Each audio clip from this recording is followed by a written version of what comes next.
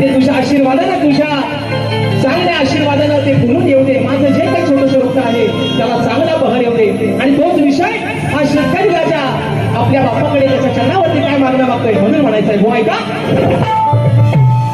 की या धरणीवर शेतकरी अहो धान पिकाचे